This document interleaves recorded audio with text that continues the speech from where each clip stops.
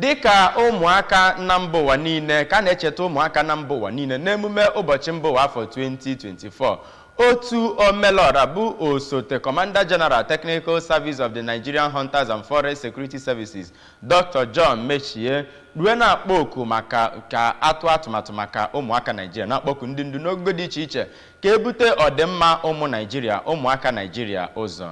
N'ozi ụbọchị ụmụaka ya 2024, Dr. Metchie kpọkuru ndị nne na nna ka ha bute ọdịmma ụmụaka na ụmụaka binyere fa ụzọ, wepụtara ha oge iji wee fụ n'obodo anyị kara mma ma chukwa ọdịnihu ha. Princess Ekwi Ajide ga-akọdalu akụkọ a ana.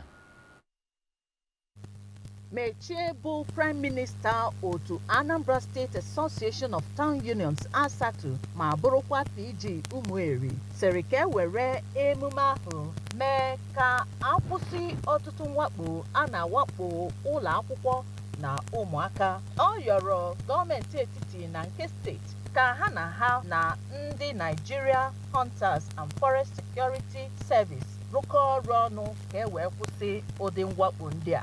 Onye Anambra na-enyere ndị mmadụ aka na nwunye ya bụ Oriakụ Linda Metchie n'afọ gara aga na-enyere ụmụ akwụkwọ n'ụlọ ndị na-enweghị nne na nna gburugburu ala anyị dị na Nigeria aka ime ka ndị ga-achị Nigeria n'ọdịnihu wee nwee obi aṅụrị.